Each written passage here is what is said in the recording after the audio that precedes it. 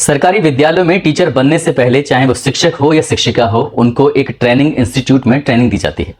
ऐसे ही एक training school के जो वाइस प्रिंसिपल होते हैं, उप प्राचार्य होते हैं, उनकी बहुत ही भद्दी और गंदी आदत हुआ करती थी। दरअसल वो किसी भी महिला टीचर के पास जाते थे जो उन्हें खासकर अच्छी लगती थी, उनके पास जाकर सबसे पहले उनके कपड़ों की तारीफ किया करते थे। कहते थे कि तुम्हारे कपड़े बहुत अच्छे लग रहे हैं। जब लड़की इस बात पर कोई रिएक्ट नहीं करती थी तो उसके पास जाकर उसके बारे में बात करते थे कि तुमने अपने कपड़े ऐसे पहने हैं, तुम्हें कपड़े ऐसे पहनने चाहिए जिससे शरीर के अलग अलग जो उभार हैं वो बिल्कुल साफ दिखने चाहिए। तो इस तरह की बातें करके उस उप प्राचार्य को कुछ अच्छा लगता था। और ये जो टीचरें होती थीं, जो भविष्य की टीचर होने वाली थीं, वो इस प्रिंसिपल का कभी विरोध ही नहीं कर पाती थीं। और ये सालों साल तक लगातार ऐसे ही चलता चला जाता है। टीचरों की ट्रेनिंग होती रहती है, टीचर आती रहती हैं, जाती रहती हैं, लेकिन वो वाइस प्रिंसिपल लंबे समय तक ऐसे ही जमा हुआ था और ऐसे ही भद्दी भद्दी और गंदी गंदी बातें किया करता था। जब वो वाइस प्रिंसिपल यानी कि उप प्राचार्य रिटायर्ड हो जाता है, तब जाकर छात्राओं को या कहें कि भविष्य की शिक्षिकाओं को या कहें कि प्रशिक्षणार्थियों को तब जाकर कहीं राहत मिलती है।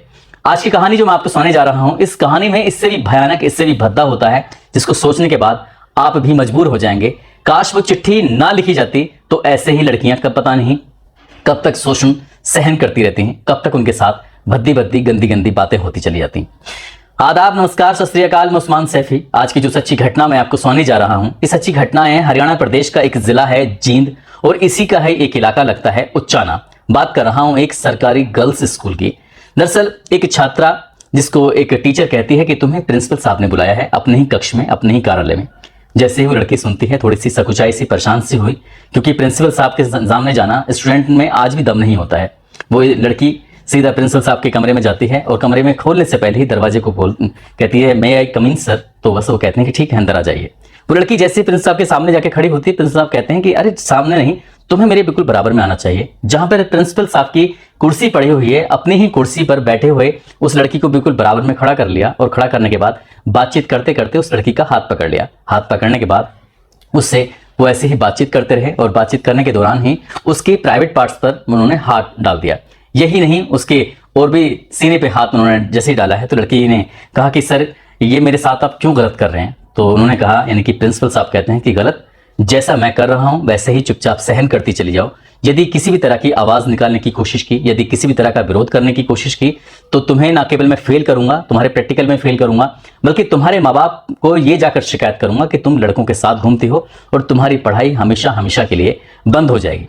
उस लड़की ने सहन किया, और सहन करने के बाद मौका पाते ही वहां से वो कमरे से निकल आती है। और जो उसने अपनी आंखों से देखा, जो प्रिंसिपल का दरवाजा है अंदर घुसने का कक्ष की तरफ का, वो शीशे का बना हुआ है। अंदर से देखते हैं तो बाहर का बिल्कुल साफ दिखाई देता है, लेकिन बाहर से जब अंदर की तरफ देखते हैं तो बाहर से अंदर की तरह साफ दिखाई नहीं देता। वो लड़की परेशान हाल सीधा अपने इस प्रिंसिपल का कक्ष से बाहर निकलती है। बाहर निकलने के बाद अपनी सहेली के पास जाती है और सहेली के पास जाकर रोने लगती है, बातचीत करने लगती है। जैसे ही सहेली से रो रही थी, बातचीत कर रही थी, सहेली ने कहा, क्या हुआ, क्या प्रिंसिपल साहब ने तुम्हारे साथ भी कोई गलत हरकत की है। तो उस लड़की को बड़ा ताज्जुब हुआ, क्योंकि उसे लग रहा था कि ये शायद पहली बार उसके साथ हुआ है। लेकिन जब उसकी सहेली ने कहा कि ऐसा उसके साथ भी हो चुका है, तभी इन दोनों ने मिलकर एक प्लान बनाया। बोले कि यदि ये ऐसा ही होता रहा तो बहुत गलत हो जाएगा, इसको किसी भी तरकीब से रोका क्यों ना जाए। अब रोकने के लिए लगातार प्लान कर रहे थे। अगस्त 2023 में उस लड़की के साथ ये वारदात होती है, और दोनों लड़कियों ने, दोनों सहेलियों ने मिलकर तमाम तरह की कोशिश की। बहुत सारी बार सोचा कैसे करें कैसे ना करें। उन्हें डर लग रहा था कि उन दोनों का नाम सामने आ गया तो स्कूल से नाम कट जाएगा और उनकी पढ़ाई हमेशा हमेशा के लिए बंद हो जाएगी। जब दोनों सहेलियों ने बहुत सारी प्लानिंग करने के बाद फिर सोचा कि एक काम करते हैं, क्यों ना एक पत्र लिखा जाए प्रधानमंत्री नरेंद्र मोदी के नाम, क्यों ना एक पत्र लिखा जाए राष्ट्रपति के नाम, क्यों ना एक पत्र लिखा जाए chief justice of India DY Chandrachud के नाम। तो इसी तरह से उन्होंने सोचते रहे, और सोचते सोचते 5 पेज का एक पत्र लिख डाला। और पत्र में जो लिखा था वो अपना आप में बड़ा भयानक होता है। दरअसल उस पत्र में उन्होंने न केवल प्रधानमंत्री, राष्ट्रपति, CGI, राष्ट्रीय महिला आयोग, राज्य महिला आयोग, दिल्ली महिला आयोग, इस तरह के अलग अलग विंग्स को, अलग अलग संस्थानों को उन्होंने पत्र लिखा। और 31 अगस्त 2023 को यह पत्र जब पोस्ट कर दिया गया, जब ये सीधे सीधे सब संबंधित दफ्तरों में पहुंचने लगा, तो ज्यादातर दफ्तरों की जो पेज था, पन्ने थे, वो कहीं ना कहीं वो चुप हो गए, शांत हो गए। शायद ये पत्र कभी सामने नहीं आया, लेकिन जब राष्ट्रीय महिला आयोग के लिए जो पत्र लिखा गया था, वो पत्र ना केवल अब उस ऑफिस में था, बल्कि पत्र वायरल हो जाता है। जबकि पत्र की यही शर्त थी कि इस पत्र को छुपा के रख लिया जाए। यदि ये पत्र सामने आता है तो हर एक क्लास में जाएंगे टीचर, और क्लास में जाने के बाद हमारी कॉपियों को निकालेंगे। कॉपी निकालने के बाद हमारी राइटिंग चेक करेंगे, कहीं ऐसा ना हो हमारी राइटिंग अगर मैच कर गई तो हमारी पढ़ाई पूरी तरह से बाधित हो जाएगी। लेकिन इसका भी ख्याल रखा गया और फिर इस मामले की जांच पड़ताल शुरू होती है। जैसे ये वायरल होता है वैसे ही लोगों की सांसें रुक जाती हैं। यूं कहें कि उन लड़कियों ने ये भी शर्त रखी थी कि इस जब कोई जांच अधिकारी आते हैं तो जांच अधिकारी इस जिले के तो बिल्कुल भी नहीं होने चाहिए, या तो दिल्ली के होने चाहिए या चंडीगढ़ के होने चाहिए या कहीं बाहर के होने चाहिए। स्कूल में जब लड़कियों से अकेले में जाकर तुम बातचीत करोगे तो बातचीत करने के बाद ज्यादातर लड़कियां ये बात कहने के लिए तैयार हो जाएंगी कि उनके साथ कुछ ना कुछ गलत हुआ है। अब उस लेटर के आधार पर शुरुआत में तो उस लेटर को बहुत ही शिथिलता से लेने की कोशिश कर रहे थे। उस प्रिंसिपल की अच्छे लोगों में पहुंच होती है। प्रिंसिपल का नाम करतार सिंह होता है। अब करतार सिंह के खिलाफ कोई कार्रवाई ना हो, इस तरह की भी कोशिश की गई, लेकिन फिर लगा कि बहन बेटियां तो स्कूल में जाती ही हैं, किसी की भी बहन हो सकती है और किसी की भी बेटी हो सकती है, ऐसा कैसे हो सकता है। जब इस मामले की जांच होती है तो वो चिट्ठी सामने आती है। चिट्ठी में पहले लिखा हुआ था कि सबसे पहली बात कि जो भी लड़की विद्यालय की पसंद आया करती थी उस विद्यालय की लड़की तक एक मैसेज आया करता था, और मैसेज जाने के बाद उससे कहा जाता था कि प्रिंसिपल ने तुम्हें अपने कमरे में बुलाया है। वहां जाने के बाद लड़की से बातचीत के साथ साथ उसके शरीर के अलग अलग हिस्सों में हाथ डाल दिया करते थे। यदि लड़की विरोध कर रही है तो उसके साथ ज्यादा वैसी बात नहीं होती थी, लेकिन लड़की का डर जाया करती थी कभी फेल होने के डर से या भी प्रैक्टिकल में नंबर कम आने की वजह से। तब उस लड़की की चाहे वो सलवार में हाथ डाले चाहे वो उसकी कुर्ती में हाथ डाले, वो यहां इस हद तक भी मतलब चला जाया करता था। यदि इसी बीच में कोई बाहर से आदमी आया करता था तो फिर ऐसी स्थिति में, क्योंकि बाहर का साफ दिखाई देता है, बाहर से अंदर का नहीं दिखाई दिया करता था, तब वो इससे नॉर्मल बातें करना शुरू कर दिया करता था। अब ऐसे ही करता रहा। यदि किसी ने विरोध किया तो विरोध करने के बाद उसके साथ होता क्या था कि तुम्हें फेल कर दिया जाएगा, इस तरह की बातें होती थी। लेकिन इस काम में उस प्रिंसिपल की हेल्प करती थी एक लेक्चरर, जो कि हिस्ट्री की लेक्चरर होती थी। वही ज्यादातर लड़कियों को, किसी भी लड़की पर हाथ, किसी भी लड़की को देखता था जो अच्छी लगती थी, सुंदर लगती थी, उस लड़की को देखने के बाद वो अपनी हिस्ट्री की टीचर से कहता था, और हिस्ट्री की टीचर जाकर उस लड़की से कहती थी कि तुम्हें प्रिंसिपल साहब ने याद किया है, तुमसे बातचीत करना चाहते हैं।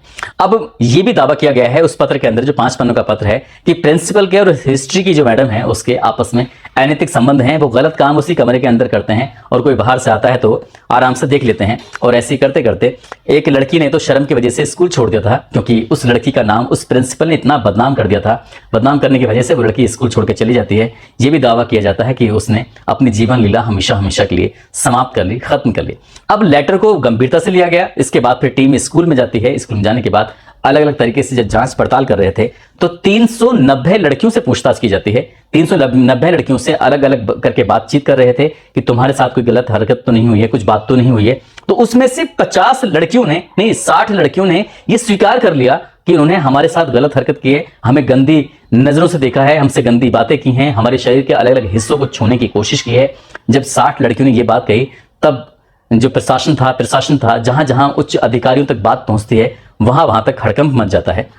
उसके बाद फिर दोबारा से कोशिश की जाती है। स्कूल के अंदर कुछ ऐसी पेटियां रखी जाती हैं जहां पर लड़की स्वेच्छा से जाकर अपना कोई पत्र लिख सकती है, अपनी बात रख सकती है कि हाँ मेरे साथ ऐसा हुआ है, नहीं हुआ है, या वो भी बातचीत करना चाहती है। तो इसे दोबारा से जब इशारा किया गया कि लड़कियां अपनी बात, मन की बात रख सकती हैं, तब जाकर 390 लड़कियों में से 142 लड़की सामने आती हैं और कहती हैं कि प्रिंसिपल ने हमारे साथ गंदी हरकतें की हैं, हमारे साथ बुरा किया है। अब इस मामले की जांच देखने लगते हैं हिसार मंडल के एडीजीपी होते हैं श्रीकांत जाधव, साथ ही जो डिप्टी कमिश्नर जींद होते हैं जिनका नाम इमरान रजा होता है, वो इस मामले की जांच करते हैं और अपने एसडीएम से कहते हैं कि जाकर तुम्हें खुद देखना चाहिए।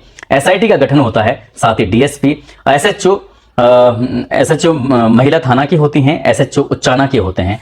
वो फिर इस मामले की अपने स्तर से जांच करते हैं। शुरुआत में उस प्रिंसिपल पर हाथ डालने में थोड़ा झिझक हो रही थी, परेशानी हो रही थी, लेकिन अभी नवंबर के अंतिम सप्ताह में ही उस प्रिंसिपल को न केवल गिरफ्तार किया बल्कि उसके खिलाफ संबंधित धाराओं में मुकदमा दर्ज किया। पॉक्सो एक्ट लगा, एसटी एक्ट भी लगाया गया, छेड़छाड़ की धाराएं भी लगी। लेकिन जिस तरह से जब पुलिस ने एसआईटी ने, उच्च अधिकारियों ने, अपनी जांच अभी जारी है और जांच के बाद ही वह हालांकि पूरी तरह से मामला क्लियर हो सकेगा कि वो कितना भयानक, कितना गंदा इंसान था जो लड़कियों के साथ गंदी हरकतें कर रहा था। कहते हैं कि कोई भी माँ बाप अपने बच्चों को जब अपने घर पर छोड़कर जाता है तो बार बार आसपास के लोगों से फोन करके पूछता है।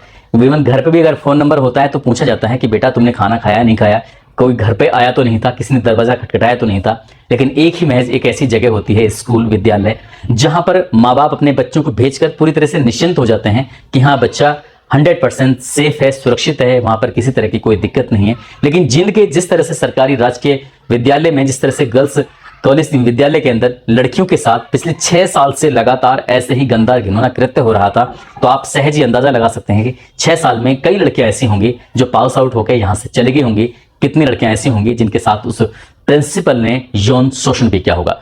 दोस्तों, इस पूरे घटनाक्रम को सुनाने का उद्देश्य किसी को परेशान करना नहीं है, किसी का दिल दुखाना नहीं है, क्योंकि आपको जागरूक करना है, आपको सचेत करना है, आपको बताना है कि जिस तरह से इन 2 सहेलियों ने हिम्मत करके 5 पन्नों का पत्र लिखा राष्ट्रपति, उपराष्ट्रपति या फिर कई अन्य संस्थाओं को, राज्य महिला आयोग, राष्ट्रीय महिला आयोग, दिल्ली महिला आयोग को, तो इसी तरह से हिम्मत जुटाई और न केवल उन्होंने अपनी जिंदगी को बचाया बल्कि न जाने आने वाले भविष्य में कितनी ऐसी लड़कियों के साथ होने वाले यौन शोषण से उन्हें राहत दिलाई, बचाया। फिलहाल पुलिस ने उस प्रिंसिपल को गिरफ्तार करके जेल भेज दिया है।